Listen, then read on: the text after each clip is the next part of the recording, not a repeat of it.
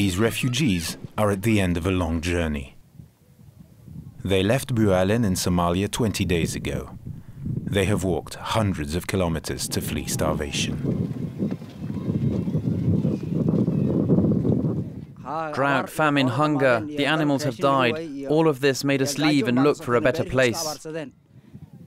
These refugees have come to seek help at Dadaab refugee camp in Kenya.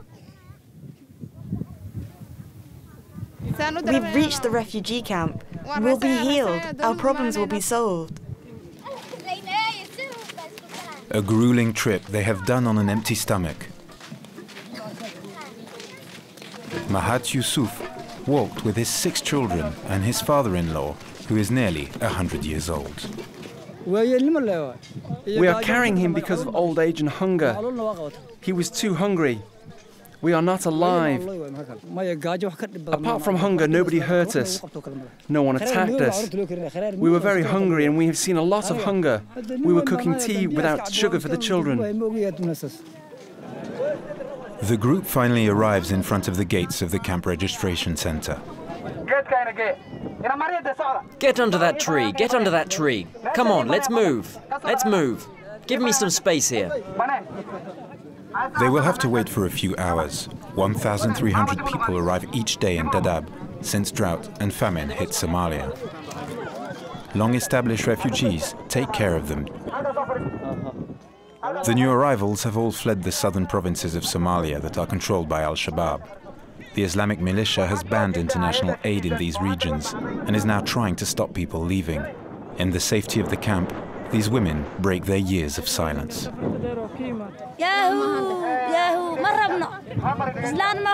We don't want them. They're not Muslims. They're non-believers. We don't want them. They're very bad people. They weren't helping us. They weren't doing anything for us. They tried to hold us there, and we ran away from them.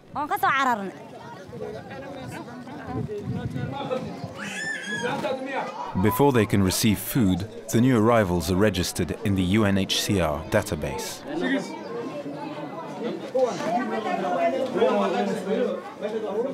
We're just checking if they are already registered, if they have the ration card. Registration entitles the refugees to this precious yellow wristband. With it, they will receive a plastic sheet, some cooking items, and a ration of food. Enough to feed the family for 3 weeks. Dadaab opened in 1991 for the Somalis who were fleeing the civil war. It is the world's largest refugee camp, with around 450,000 people scattered on 50 square kilometers. In Dadaab, food distribution resembles a well-organized industry. The World Food Programme has deployed impressive logistics designed to feed hundreds of thousands of people. Distribution takes place twice a month in these huge hangars. Okay. You're allowed 10 kilos and a little extra. Card, please. I haven't had all my food yet. We are making that no food goes extra without its cut. The cut, each food which is made should be with the purpose of the cut. Some refugees have lived in Dadaab for 20 years. They have built houses and opened shops. The center of the camp resembles any normal African city. These refugees tend to support the new arrivals, but some are beginning to fear overpopulation. I've been living in the camp for 20 years. The camp is just becoming overcrowded because people are coming almost 100,000. There are very many people here in the camp coming. Every 24 hours, there are new arrivals coming, and no one is giving them support. We have the same religion, but that's it. We have nothing else in common. They are outside with their kids, they go to the loo outside, and we have to pay for them. Dadaab camp was initially designed to shelter 90,000 people, but today there's more than 4 times that. New refugees have to settle outside the camps in makeshift huts. Here, there is no security and no latrines. People have to walk several kilometers to find food, water, or medical help. Attacks are frequent. Markaba arrived a month ago. She lives in this minute hut with 9 other people. One night, bandits attacked. They beat us with sticks. They had no mercy. One man raped me. I don't have a house to sleep in. I fear people, animals, bandits, everything. These refugees are not safe, but at least they have escaped starvation. Kenya absorbs most Somali refugees, yet some of its own people are starving to death. We are traveling to Turkana, a remote region in the northeast of the country. It is facing the same drought that hit the provinces fled by the refugees in Dadaab. There is no infrastructure here. The area has been abandoned by the Kenyan government. Nagwawi lost his wife 4 days ago. Since then, he uses any strength he can muster to visit her grave.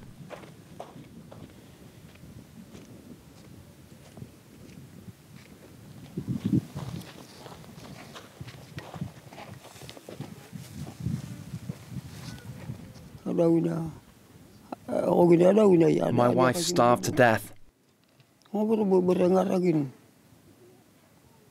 There was no one to help her.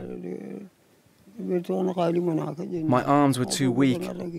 I couldn't find food or medicine for her.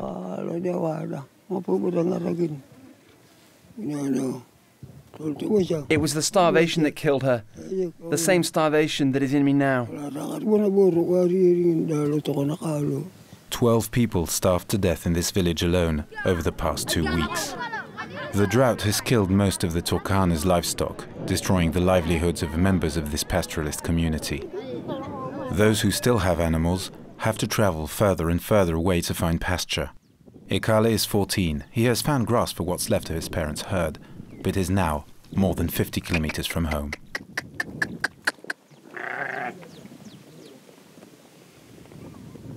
He scans the horizon constantly for rustlers.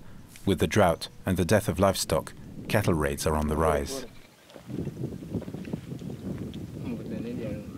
They come to raid us all the time. Even during the trip here, they stopped us and took our cows and some goats.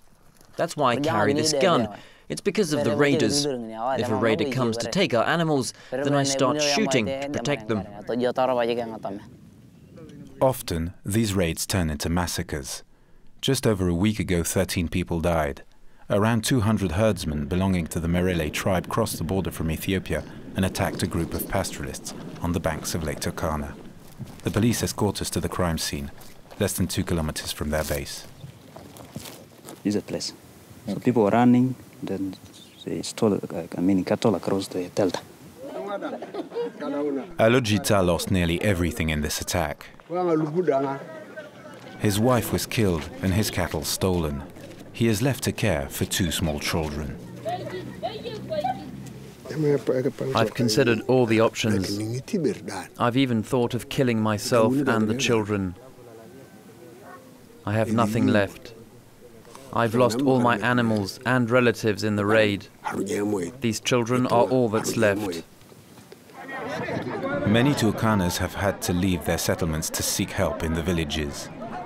After months of inaction, the Kenyan government is slowly starting to react. Today, the whole of Kaikor village is assembled to hear their plan. Sit down! You children, sit down! Don't stand up, sit down! Everyone has come to talk about their problems. My body has become very weak. It's dying. I had 5 goats. They're all dead. I'm left like a vulture. I want to tell these people to help me. To help me.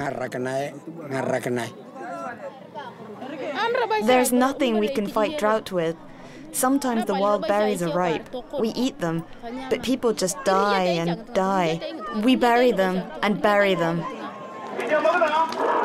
For John Muniz, this is an opportunity to campaign. He is Kenya's Labour Minister and the local MP. He doesn't hesitate to criticize the inertia and corruption of his own government in front of our camera. How can a refugee be provided with all they need, food, water, medicine, and yet the local staying around the refugee camp cannot get? That as a government we can put more resources. This is a 1 trillion shilling economy. The budget has grown. The Kenya government, the economy is doing well. Let's allocate money to fight starvation, to fight famine in this area. Let's allocate money in the dry areas of this country to increase food. Monthly food distributions have started.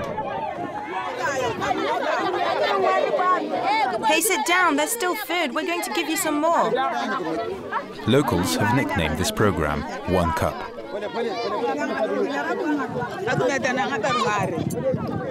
This oil is for 2 people. Me and a friend who's had a baby at home. It's just 1 cup and a kilo of corn.